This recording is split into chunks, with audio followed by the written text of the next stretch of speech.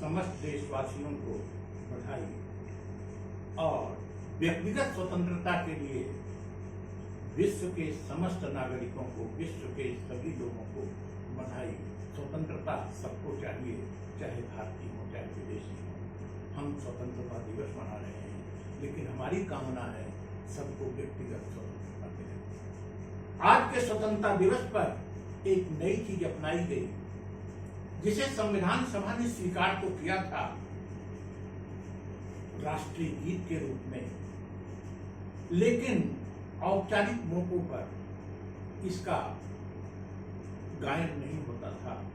अभी हाल ही में भारत की संसद ने इसे औपचारिक मौकों पर गायन की बात की है और आज पहली बार लाल किले से भी और सभी जगह इसका गायन हुआ। इस गीत को 1875-76 में बंकिम चंद्र चटर्जी बंगाल के बंगला साहित्यकार बंगला भाषा में लिखे थे।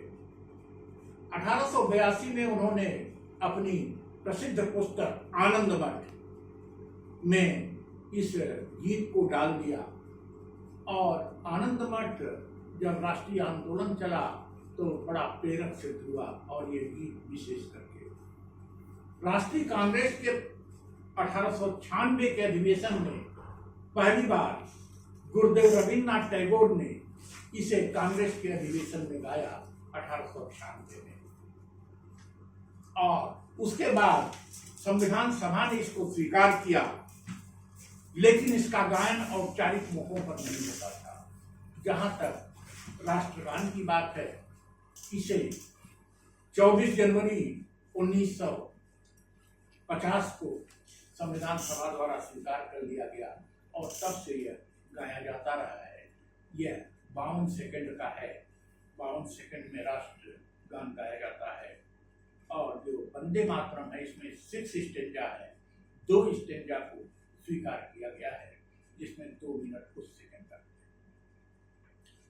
अब हम बात करते हैं स्वतंत्रता। आज के स्वतंत्रता दिवस के मौके पर बात की जा रही है नौजवानों की, बच्चों की, जन जी के नाम से और जन अल्फा के नाम से। उनका शोषण हो रहा है, उनकी शिक्षा की व्यवस्था नहीं ठीक है।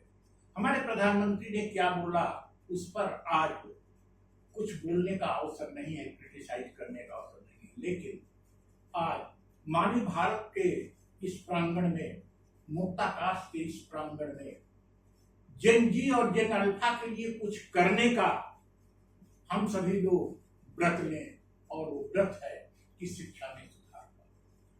शिक्षा को कोचिंग व्यवस्था से, शिक्षा को माफियाओं से, शिक्षा को शोषकों से मुक्त कराने का व्रत लें। जन जी के आंदोलन, जन जी की ऊर्जा तभी साकार होगी जो हम शिक्षा में सुधार करेंगे।